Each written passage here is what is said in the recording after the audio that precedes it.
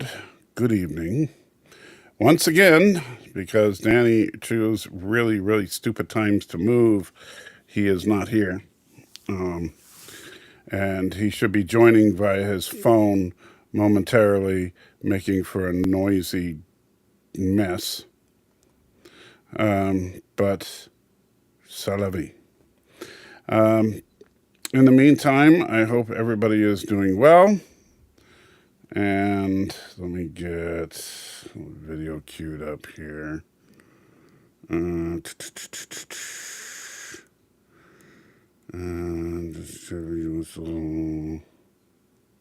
it is. All right, there we go. Oh, there he is. Yes, Danny, I can hear you. Okay, cool. No, I'm actually trying to get my laptop set up so when I'm ready to switch to that, it'll be kind of quick. Well, you know what you should do is just get on there now. I gotta get this stuff done, man. It's like, I gotta do my best to keep my word. No, I understand, but then you do it after the show. I can't. The goal is to get it done before he gets home.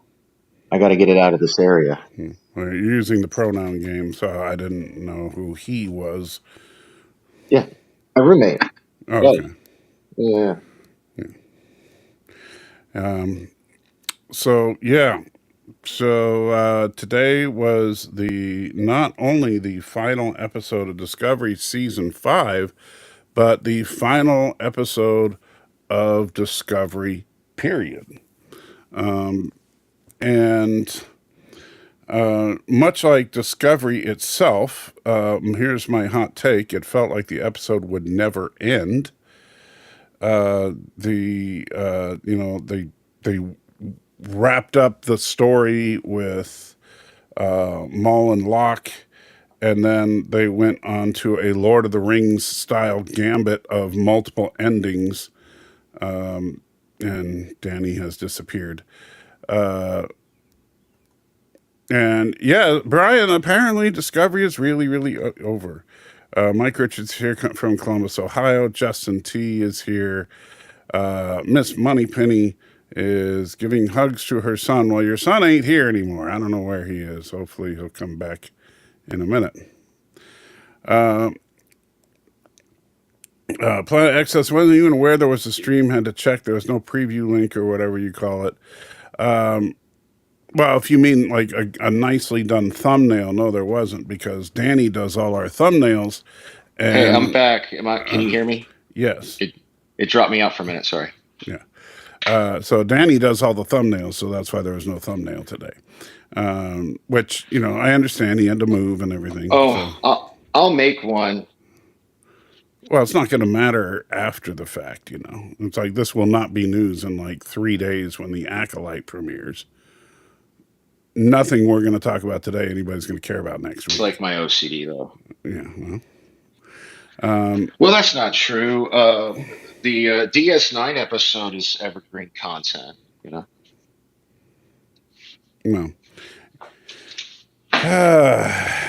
You don't agree? That it's only a Paper Moon is evergreen content, no more than any other episode of Deep Space Nine, and Deep Space Nine isn't in. Well, exactly the most popular thing on the interwebs these days. Man, you really are are you okay? No, negative.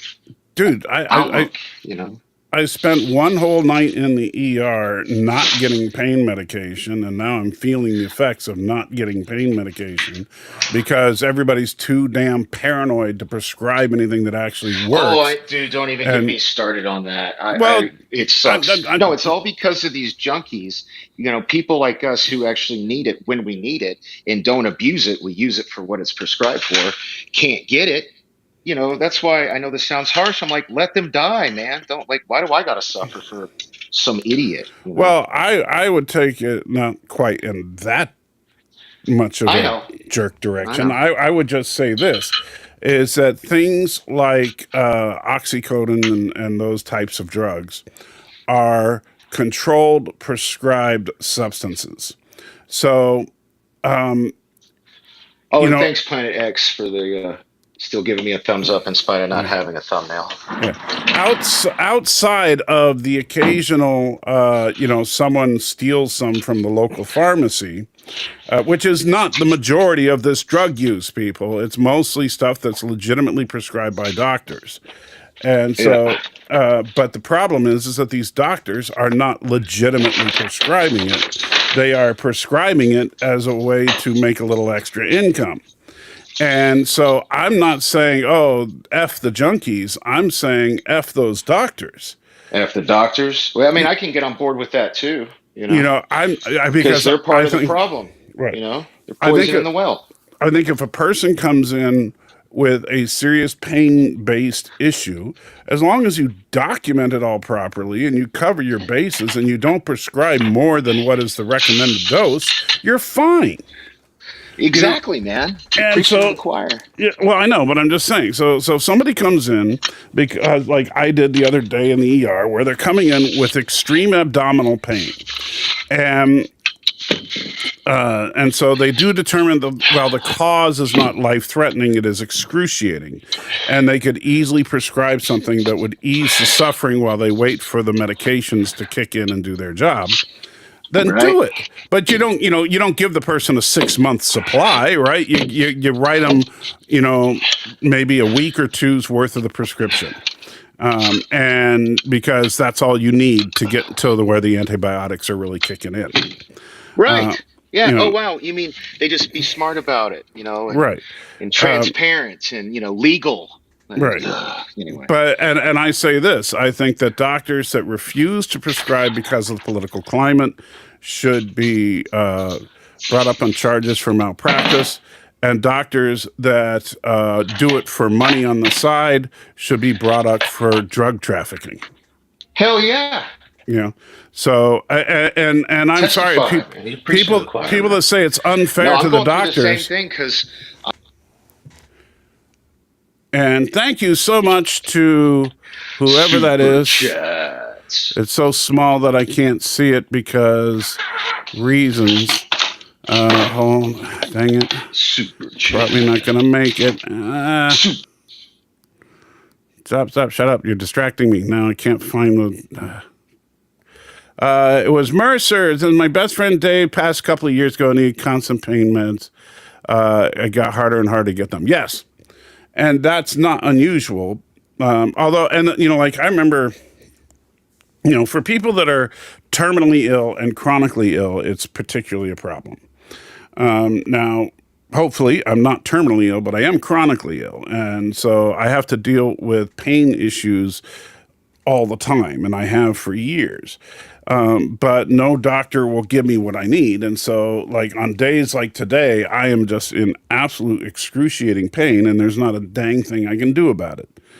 And it just absolutely infuriates me that, all we can sit there and do is say, oh, well, we have an epidemic of fentanyl or whatever. And it's like, well, then don't prescribe it.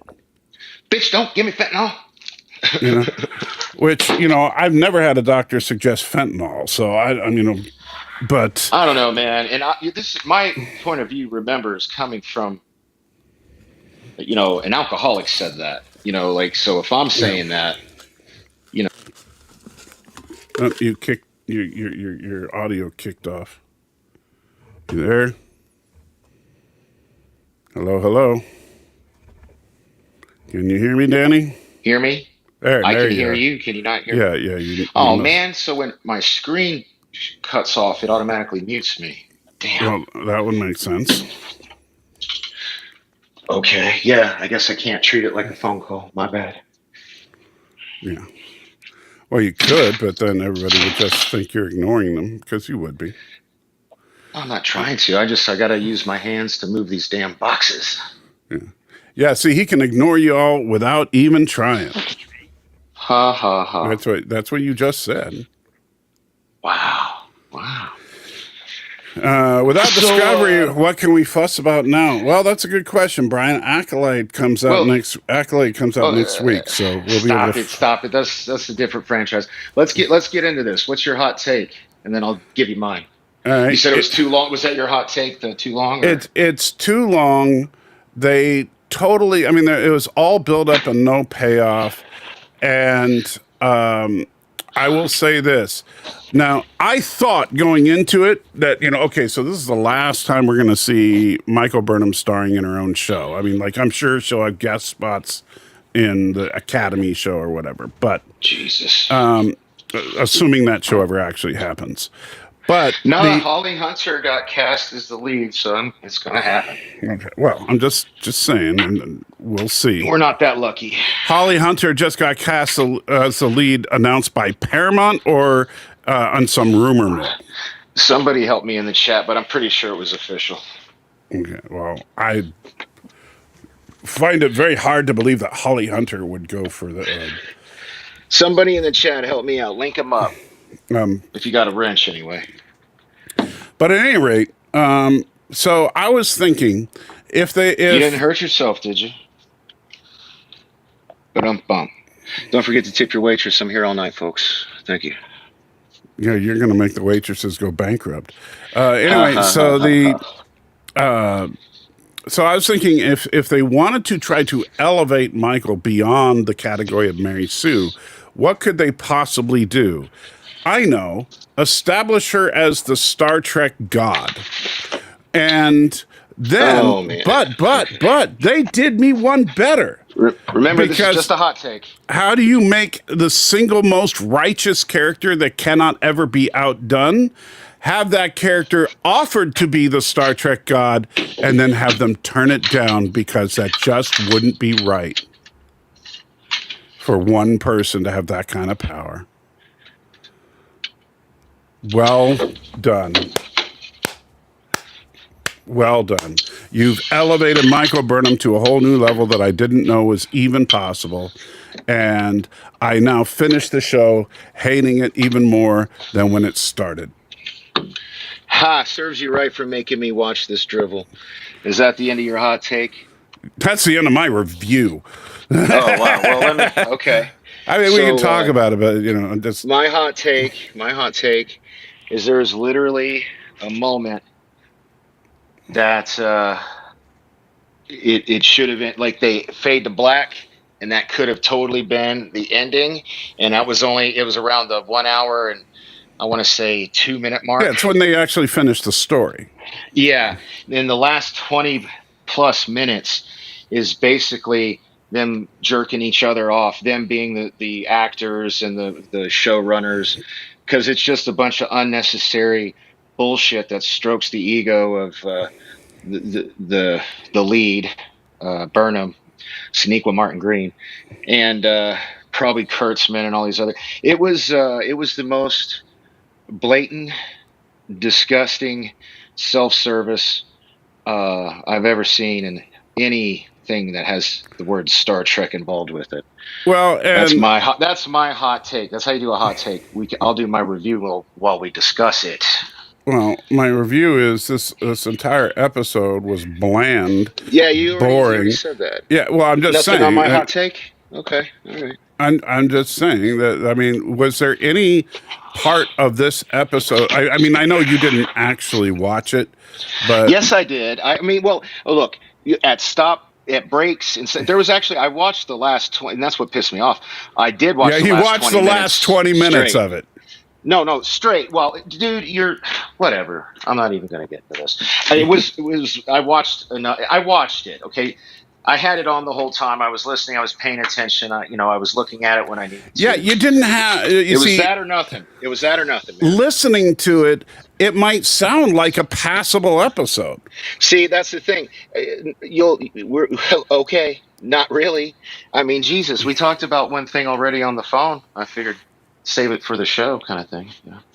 But I figured I'd talk about it when we get there. But I guess you're not going to do a frame by frame breakdown, or.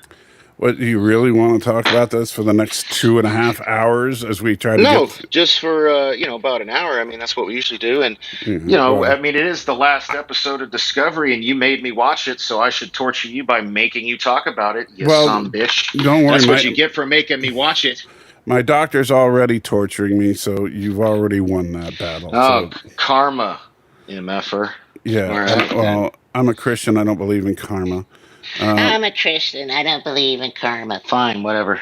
What goes around comes around. Is that better? No, that's karma. Oh.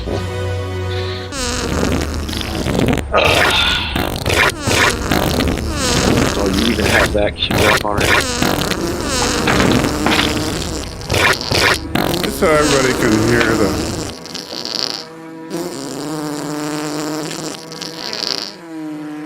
Oh, So yeah, nonsense. I think that this whole thing. I mean, nothing about this episode really. I mean, like, so the progenitors now, they even ruin them. Because now the progenitors, oh yeah, well, oh, it's so great. Tell us your wisdom. Are we going to go in any kind of logical linear order here? Actually, no? You're talking about chronological as opposed to logical. Logical order is not the same thing as chronological order. Fine, chronological, or I did say linear. So yeah. Yeah, but you can't say logical linear. That's not a thing. Okay, Michael. Sorry. We're right here, so I'm just saying. So Burnham and what's her stupid face are inside. Tell us how you really feel. Inside the whatever this is supposed to be, the not matrix, I guess. And quit your whining. Shut up. Hey, you know what? You just gave me a hard time, so no, yeah, I'm fair enough. Okay. Not my fault. You didn't mute yourself while you're straining yourself. And my phone's in the other room. So. If I keep it in my pocket, the screen goes off and then it mutes me. So I have to leave it sitting somewhere. So they're in the not matrix, and they're walking around, and they do these really, really intricate wire work. And that's why I'm saying, like, you didn't see the laughable wire work. No, I did. That's the reason I brought it up. That was one of those parts where, because it was close to the beginning, and I started it. No, they did it several times. Well, the one that I was talking about, it had some musical cues that reminded me of Revenge of the Sith, and then they're like, are you talking about when she jumped from the storm? Yeah. That's what I was about to say. Yeah. So you didn't see the aerial battle with Michael Burnham? It's like Dragon Ball Z, man. It was ridiculous. Well, I don't watch Dragon Ball Z, so that means nothing. Well, you to should, me. Man. You should. Why? Why? Because it's good. It's good. It's a good father-son story too. It's good to watch. You should watch it with your son. My son doesn't give a crap about anime, so yeah. It's not. It's like Okay.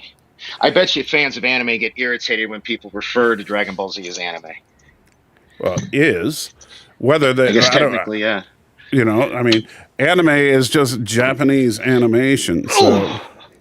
Yeah. Okay. Anyway, continue. So they're jumping around, floating, and not fighting. And by the way, the fight choreography is so bad that even with doing 17 edits per second when they're fighting, it just looks like two women who have taken a yoga class pretending to fight. Yeah, it's really laughable, actually. Very choreographed, looks more like a dance or a routine than fighting, you know. I did watch that scene. With a couple of masculine hero poses in between their ballerina-esque punches. And so it was just an absolute joke.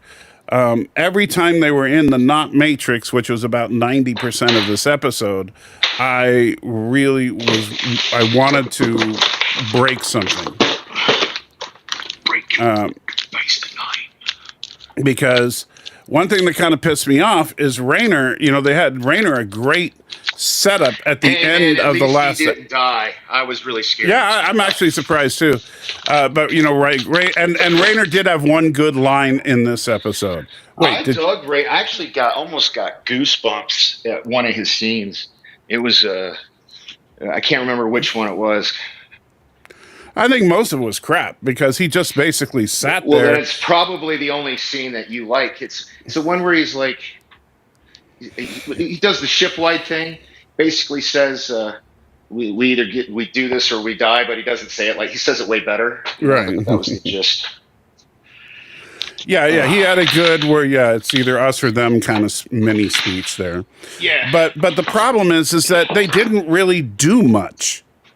And in fact, it kept coming down to super chat. Him bugging the rest of the crew and saying, "Okay, what can we do to bail us out of this?" And everybody comes up with something. Ritz Crackers and Cheese says the chick looks like a villain girl from Ahsoka. What race was Raynor? Is he Vulcan? Those ears? No, Raynor is not Vulcan. Yeah, it's a species that originally appeared, I believe, on Deep Space Nine, if I remember correctly. But he is not Vulcan. Yeah. So it was either Deep Space Nine or Voyager that his species first showed up, because I don't believe his species was native to the Alpha Quadrant. But the one line from Raynor that I really liked this episode was, "Did she just call me grumpy?" Or was it? I thought no, it was crabby. It was crabby. Crabby, yeah. Well, yeah. You don't have to rain on my parade, okay? I'm just saying. Hey, but you accused me of not paying attention. Apparently, I paid better attention than you. Of the two of us, which one of us scheduled to move on the 2 nights that they shouldn't be moving? Super chat. Let's see. You're lucky you got saved by the bell there. Saved by the super chat. Yeah. All right. We're going to miss this ground baking show more than we will miss Danny. That says T-Mobile. Yeah, they're trying to change my mind, but between you selling me on them before I even had problems, and then magically I start having all these crazy problems with them. Does your new roommate Elise have real internet? Oh yeah, it's the highest speed possible you can get out here. It's fiber optic. It's because it's where he also. I told you he owns a computer repair, phone repair place. Sometimes he works from home, so he likes to have. He gets to write it off on his taxes anyway. Well, anyway. So yeah, you heard it here. Danny's saying that he's not going to have any problems moving forward. Not with the internet. Not when I'm here at this place. Yeah. Yeah, that's what he said. Yep. And we'll see what kind of lie that is in the near future. Oh, come the F on. Raynor, unfortunately, well, I really like the way they had their all right, guys, let's do this at the end of the last episode. This episode, it's they cut him for 10 seconds and then 5 minutes with Burnham and then 2 minutes with Saru and then cut to him for another 10 seconds and then 5 more minutes with Burnham. And I was just like, no, the best character you sidelined for this episode, which makes no sense. So they figure they need to get a shuttle out to the portal because quantum, and so quantum entanglement something or other. No, quantum entanglement is later. Oh, that's later. Okay. Yeah. When I say because quantum, that's me saying that's BS. Right. Yeah. So, that tracks. Yeah. And so they go down to engineering where Stamets is like, well, if we do the whatsits to the unimuts and, interface the plugulons, then maybe we can make it work. And it's like, oh, and I just happen to have this device sitting right here that you just plug into your shuttle and it'll boost your shield's radiation deflection because, I keep these around for fun. Super chat. Which was insulting.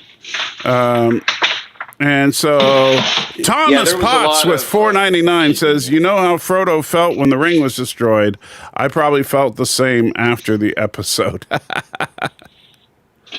Yeah. It was I'm never going to forgive you for making me do this, but I don't care. That you suffered. I have a question though, because I didn't watch season 4. That guy who ends up, spoiler alert, being revealed as Daniels from the Enterprise show. Mm-hmm. What's his story? I guess he must have been mostly in season 4. No. His story No. is no. His story is he's mysterious and knows lots of stuff. Well, that's what I gathered that, but so they didn't give any other No, backstory. that's It it. wasn't really in That's the season whole 4. thing. He just Okay. knows lots of stuff and he's So I didn't really mysterious. miss. No, you anything missed with nothing the on him. Okay. Except Super chat. except for the insulting and totally unearned idea that he's Daniels. Yeah, no, dude, they want to be An they annoying want to tie critic. to inner. Yeah. Go ahead. Says Danny's mic is picking up a lot of noise. Yes, I know. That's why he better get whatever crap he's putting in order before we get to the Deep Space Nine review. Because, Why do you think I said I wanted an hour? Come on now. well, yeah, but you can't have an hour. I can't be up all night, dude. I am. No. I'm saying we only got 20 more minutes to talk about this episode. Then we'll go to Deep Space Nine. That's all. Yeah. Anyway. Format, man. Format. So then, they go out into the magic space poppy field, and meanwhile, Book and the Doctor goes out there because he can magically sense that he's going to be able to help Book. This is such BS. This whole episode. Seriously, everything is just freaking magic in this episode. Why did he even bother calling this sci-fi? So then when Burnham figures out, by the way, here's the stupid thing. This whole thing, like you went through it and we were about to get to it. I know the shape. No. These two are like, they're fighting and then all of a sudden they decide not to fight and they do the whole weapons thing. Then they fight again. But no, so like, am I really surprised? No, Burnham's a dumbass for turning her back on Maul. Oh yeah, getting knocked out. I mean, that was stupid. And we could have done with one less back and forth between Burnham and Maul deciding whether or not they're going to team up. I mean, it was just stupid. There was no reason for this episode to be any longer than any other episode. No, it really wasn't. So Maul tries to, because Maul is an idiot. So the big mysterious clue that Burnham, like a freaking idiot, just tells Maul. I mean, oh my gosh, I can't believe. I mean, it's like, well, they gave me the secret phrase to figure out how to get in. Oh yeah, what's that? Well, it's the shape within the mini. Okay, thanks. Let me knock you out now. I mean, that was the dumbest. Dude. She comes off. So hold on, like such a naive, idiot. Yeah, well, that's what I said. I'm going to take back. Burnham is not a Mary Sue. She is a functionally retarded mental Mary Sue. Why is it you get to say the R word? Because I use it in the technical term. You use it as derogatory.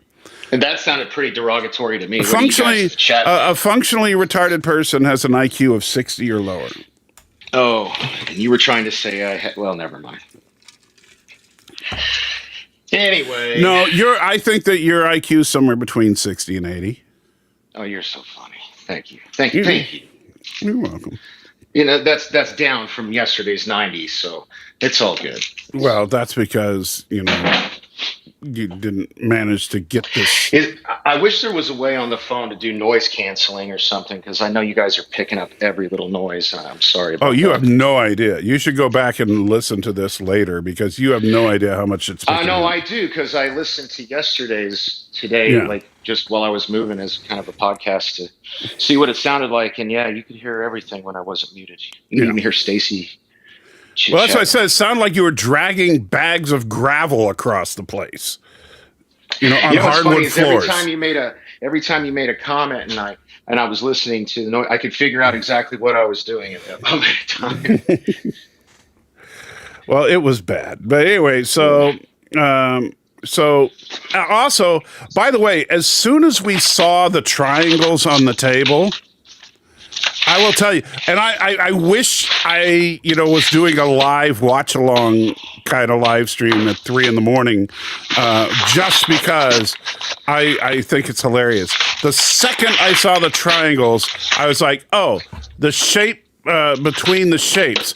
It's a triangle made out of the triangles, Dude, I but said it's the same the thing out internal loud, and area is empty. Yeah, yeah, I said the same thing, but I was like, they're not going to make it that obvious. It can't be something that even I yeah. can figure But out. Maul, who single-handedly takes over the entirety of the Breen, can't figure that out. Yeah, yeah. Dumbass. Yeah. Oh. So then she meets a progenitor who just happens to look a lot like if you were to turn Michael Burnham into a progenitor. I mean, I kind of noticed that too, a little yeah, bit, yeah. But I mean, to be fair, that's kind of how they handled it next gen. You know, that chick was such a bland white bitch. She could have looked like anybody. wow, dude. Well, it's true. Yeah, but you see, there you go. It's like using that word just to describe women. What, bitch? Yes. Oh my God. All right. That I should forgot be on. everybody's so sensitive. Yeah, it should be on my list. Yeah. It doesn't. It's not that everybody's so sensitive. It's that Google is. Okay. I don't worry about the people that are watching the show getting all offended by your language. I'm more concerned with Google. Gotcha. Okay. Okay. All right. We're all slaves to the machine, man. Yeah, Stan Lee actually says at first he thought it was Sonequa Martin Green as the progenitor. Yeah. So, but anyway, so and Creep is offended. Well, F you, Creep. All right, so Look, Anthony, I know I mean, I don't know if I'd say cruel. I apologize. That's the East Coast in me coming out. Don't mean any offense to it. By it, I'll work on it. I'll try to do better. And look, I also understand that, like, for example, my daughter, who is 28, she calls her friends by that term. I know it's not offensive to very young people. You know who it's offensive to? The cancel culture, left-leaning Karen types. They're the ones that take deep offense to it. And guess what? They're the ones don't that make fun of Anthony. He's a loyal viewer. That's true. But they're the ones that push the Google algorithm. Oh, Yeah. kind of like what we were talking about a little bit yesterday with people being so quick to call the Mad Max movie woke, or well, the not Mad Max movie. The Furiosa, yeah. Yeah. Well, and you know, it's funny. I remember seeing as Bill Barr. Bill Barr on Saturday Night Live when he hosted a couple years back, he was so on point when he said, "Hey guys, I got a question about going woke," and the audience, of course, we're talking about the ultra liberal New York Saturday Night Live audience, so they stopped laughing at this point at his jokes, but he was so dead on. Where he said, exactly why is it that it's okay that woke was appropriated by white women? And I don't understand that myself. I really don't, because the idea of woke isn't supposed to be this derogatory term like we made it. Basically feminist. It's the idea of woke is to be personally aware of social injustice. And there's nothing wrong with that in and of itself. It's when you turn it into a hard-hitting ideology about elevating one group over everybody else, which is what the feminists have done. Annoying Critic is offended by this episode, so we better shut up. All right. So then it's not hard to be offended by any episode of Discovery, right, especially if you're a Star Trek fan. Right. So then just because reasons, they decide that, and I love the fact that it's like, hey, could we use our spore drive to jump somebody else? And the Can we answer, turn this into the most powerful weapon ever? Right. So the answer to that is no. Based on the rules of the show that we have learned, the answer is no. You cannot. Because the spores aren't, all over the ship when they jump. The answer should be no. Well, I know, but no, but this is, this is just one of those stupid things. And so, so now they're suggesting that there's spores in the saucer and in the secondary hull. So if they do a saucer separation and then jump, somehow that's going to make whatever is in between them jump. This is like the dumbest thing. That would be literally like if in an episode of the original series, Kirk is like, is there any way we can make the Klingons go away? And Scotty's like, well, not really, sir, but if we separate the saucer and we put the saucer on one side of the Klingon ship and the warp engine's on the other, and then you punch it up to warp 9, it'll make them go warp 9. Okay. Still, that doesn't make sense either, but pretty sure exactly. That's the whole point. It doesn't make sense. Makes no sense. Planet, is that an actual progenitor or a hologram? My understanding is it's an actual progenitor because they are in a separate time-space continuum while they're in that machine, which also means that time should not have been going by at all for the ships while Burnham was talking to the progenitor. That's what I thought she was seeing, but then they cut to the ships doing their thing, Yeah, and so they this is the problem when you have people that don't know how to write sci-fi writing sci-fi. Yep. And so they wanted to have a really cool sci-fi-y ending. And so it's like, hey, what if we put two black holes so close together that could never possibly happen? And then while we're at it, let's make it so the black holes are powering the device because that doesn't work. And then while we're doing that, we'll make it so that the spore drive can make anything jump anywhere.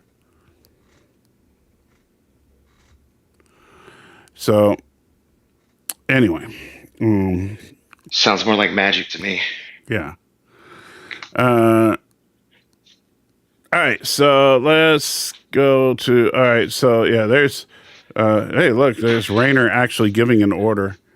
And all right, so and then Michael Burnham experiences 40 billion years of history. That's what they said, yeah. Yeah, so she now knows. So while she's not technically a god, she is omniscient. Wouldn't that be somewhat overwhelming for the human brain? Well, not Michael Burnham's brain. Come on. We're talking about because she's Michael Burnham. Oh man, you say that with such sincerity. It's hard to tell that I know you're being sarcastic, but you really sold it well. Mm-hmm, because I'm Batman. That's I'm Batman. Yeah. And so then we begin all our stupid WB. Oh, there's a great shot right there. All our WB crap where she's like, oh, yeah. CW. Yeah, CW, yeah, sorry. Where, the progenitors decided to let me make me decide. And I say that, while it'd be awesome to be a god and everything, I'm just going to say no because I'm so awesome that I know that, I'm perfect the way I am.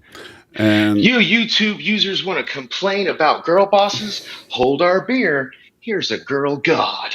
Yes. And so then she goes to meet Daniels.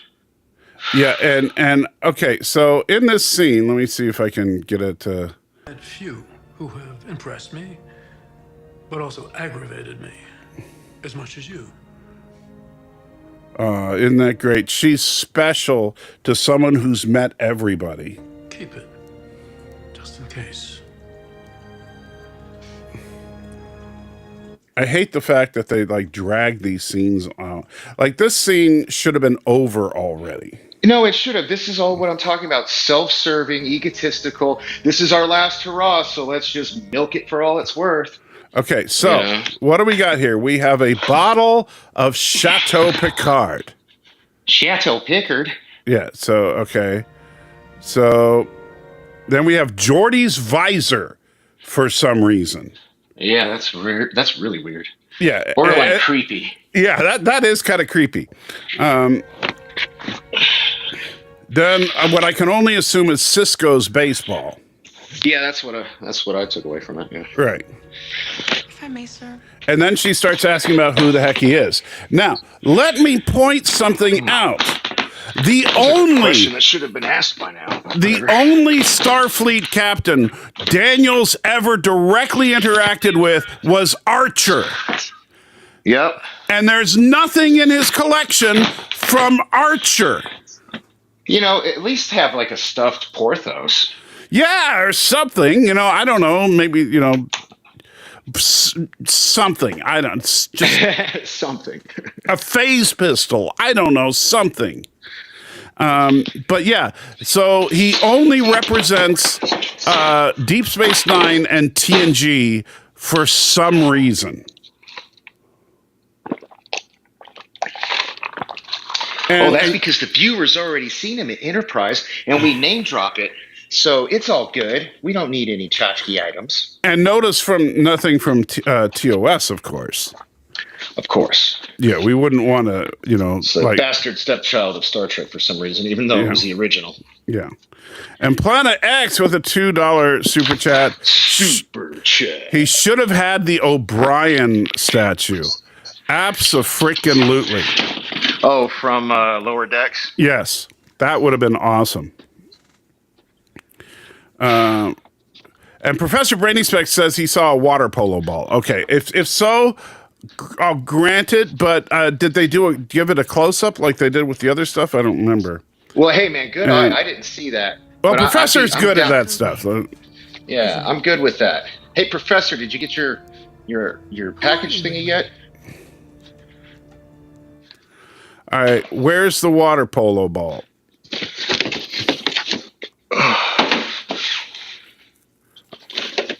Because I don't see it, but...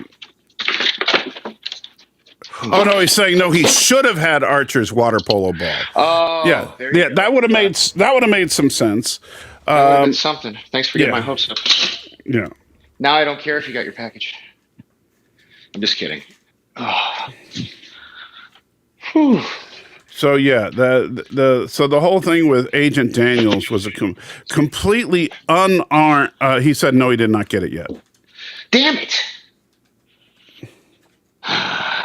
And someone said they saw Worf's bat'leth. I don't see it. I have a bat'leth.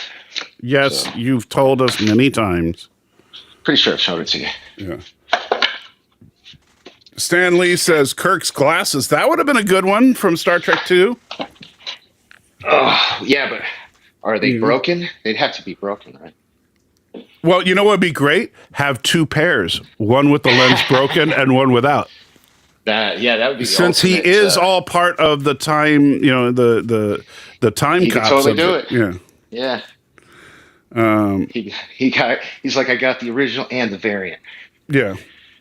But yeah, this is just really, it's so unearned.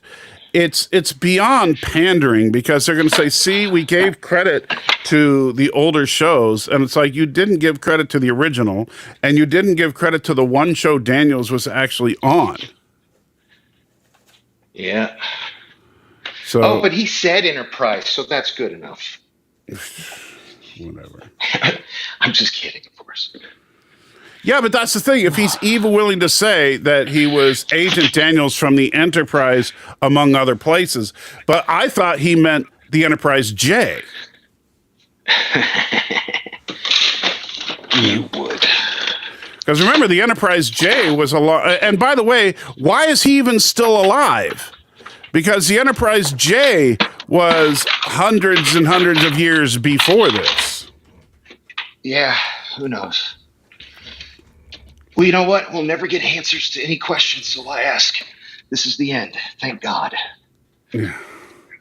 So then we get to see Saru and President What's-Her-Face's wedding, which I really didn't care about at all. And I got to say, all of a sudden, Michael Burnham is wearing straight-up horror makeup. I'm sorry. That makeup on her at the wedding looks horrible. Hold up. The overdone lip. A picture? Yes. Let me see. Oh, yeah. It felt very over-the-top makeup, but everybody in that scene kind of their makeup was over the top for some reason. Yeah, but it made no sense. I mean, why is she trying to look like some girl at her prom that's hoping to get laid? That's what she looks like. I don't know. Yeah. But you could tell her face was painted for sure. Yeah, I remember like, okay. Yeah, and that's a good point, Professor. She's been shopping at Ultra. There you go. Yeah. So, and so if the episode had ended here at least, I might not be quite as infuriated. But no, they got to drag it. Are you talking about after the whole "I love yous" and then it fades to black? Right, and so Burnham and end it there. Burnham and Book make up. They have their kiss on the beach. Cut a couple minutes out at the other places we've said. It'd be a standard length episode. And then for no reason, and I'm assuming this is what they did to make it the series finale. And by the way, jump bullshit. They love doing time jumps. No.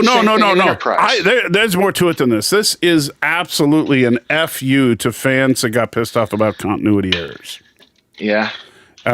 Which you wouldn't understand because you don't know, but I will explain it in a moment. Oh God! Always with the insults, this guy. Well, no, the reason you wouldn't understand is because you haven't seen the episode that it's referring to. From season 4 episode, I guess. No, it's one of the short treks, actually. Oh, okay. So we get to see old lady Burnham, which I really didn't need to see. I don't care about this scene at all. We find out that she and Book are married, that they have a son who's now a captain. Of course he is. She's now an admiral. Of course she is. And they're taking her on a shuttle to go on one last red directive mission. This makeup, however, I want to give credit for good things. It's not bad old lady makeup. Pretty well. Yeah, I'm not saying it's the makeup is horribly especially the done neck. Here, the neck is what sold me. Like they did a good job with those turkey neck thing. Yeah. Okay, so it's everything we see on Discovery and on the exterior of Discovery. So you notice you have the digital thermostat there that's talking to her. That has the voice. I'm not looking at the screen right now, but yeah. Okay, so that they reattach the nacelles to the ship. Did you see that? My hands are full, man. I can't look at the phone. No, I'm asking if you saw it. I don't have it on the screen right now. Oh, yes. Okay. And they also remove the A from the ship. Yeah, right? Yeah, they were doing that when they flew up on it. Right. And then they said, she said that this code red mission, they're going to go to a specific set of coordinates, and then everybody's going to leave Discovery, and Discovery is supposed to wait for something. And Zora, the computer, is like, well, what am I supposed to wait for? And she says, the only thing I got from him was the word craft. But I don't know if he's talking about a person or a ship. Which, by the way, who would... I always think of mac and cheese for some reason. I'm sitting there thinking, who would ever assume that if the ship has to go and wait at a specific set of coordinates, and the only word I'm going to give you is craft, who's going to think that's a person? Yeah. I mean, first thing that would come to mind in that instance would obviously be a ship. Right. And so, as it turns out, what she's talking about is a character named Kraft from one of the short treks who finds... Really? Yes, who finds the Discovery adrift in a nebula, and he was trying to escape this battle, and he was like in an escape pod. He lands on Discovery, but the short treks were made before they changed Discovery to Discovery A. And so people said, well, I guess that short treks is no longer canon. Oh. So all they do is they say, because they had a special super secret mission where they had to glue. Super chats. Where is Riker to say computer end program? That would have made this series so much better, Alex. Right. They did it to Enterprise. Yeah. and that was an arguably good show. Yeah. And so, Kraft... lands on the Discovery and has an entire this entire thing where he falls in love with the computer, and the computer falls in love with him, and they dance together, and it's this computer, the Zora. It's Zora, yes, and so but the important thing so this is all to pay off the Zora. Kind of Yeah, Zora in the short trek spoke through a digital thermostat, hence the digital thermostat that we see. Okay. And so they basically completely, they just threw all this together just so that they can say, there's no continuity problems here. Yeah, they probably had a checklist of shit they wanted to do. It's stupid. But it didn't fix anything. That's the problem. It's of course not. It's just, you can't fix Discovery. Well, you could have. It's too late. It's much too late now. This episode is almost as good as Beyond, says Creep. Yeah. So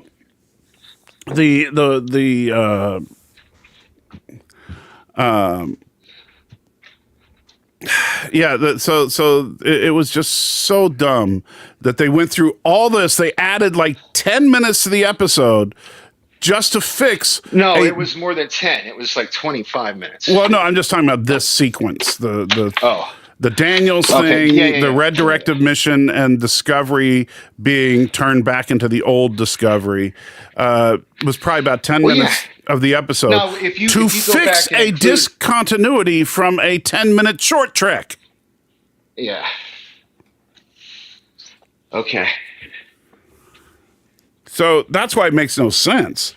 And they probably spent a lot more money on visual effects to do this than they did on the short trek. So it was just stupid. And so you're like, well, okay, well, at least it's over. And that is my whole thing. At least it's over. This episode gets an FU out of 10. This season gets an FU out of 10. This series gets an FU out of 10. That's my score, and I'm sticking with it. Hey, man, I'm obviously going to agree with you. I stopped watching, season 3, didn't watch any of season 4, and only watched season 5 because you made me. So, well, season 4 was actually, season 4. I'll tell you, seasons 2 and 4. Like season 4. It's kind of funny. It's the even odd rule because seasons 2 and 4, I actually didn't hate as much. So, and Mike Richards says, no matter how you slice it, it's still baloney.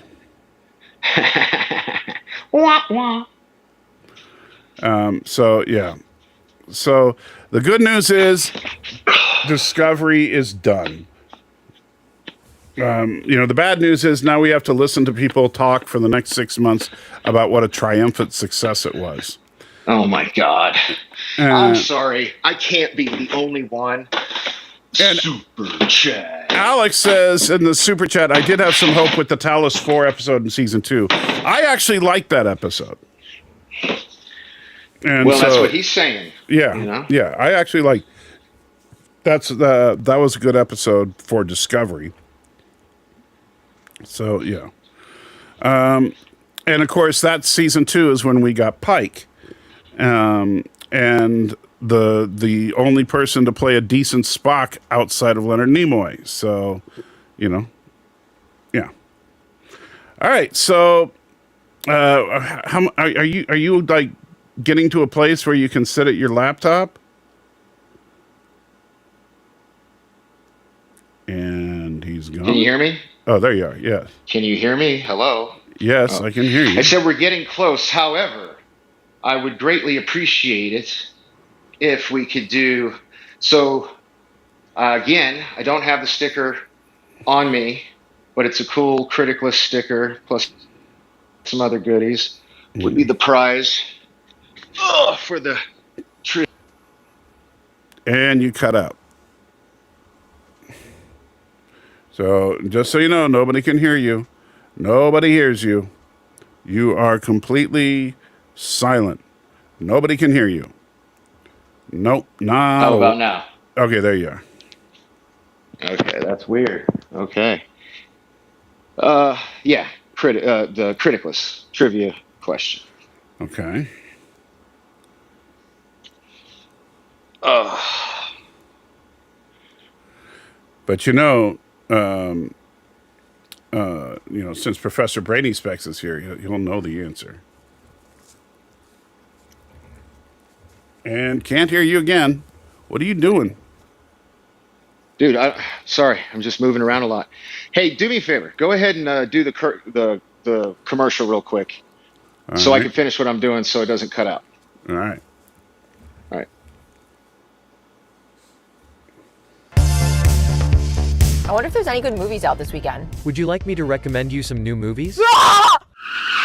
Oh my god, what was that? Hello, my name is Lit. I am your in-car information system. I can give you recommendations for any type of entertainment. Would you like to hear about the most popular movies in theaters today based on critic scores from Rotten Apples? Okay, yeah, I would, actually. The #1 movie in the country this weekend is about a homosexual chipmunk who learns how to play chess. This 4-hour epic displays 10 full chess matches in real time. No, absolutely not. That sounds literally horrendous. I can't even believe that's real. Okay, well, the second highest rated movie, with 98% on Rotten Apples, is about a poor starving girl living in the 1920s who finds refuge in a cannibalistic swinger commune, where they all learn the value of love while feasting on the flesh of the innocent. Who's rating these? These are ratings from the top film critics in the country. I am so sick of this. Honestly, I'll just find my own movie.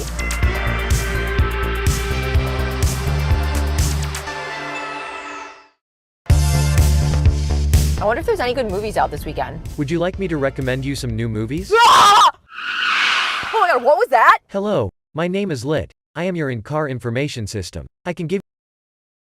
All right, there we go. Sorry about that.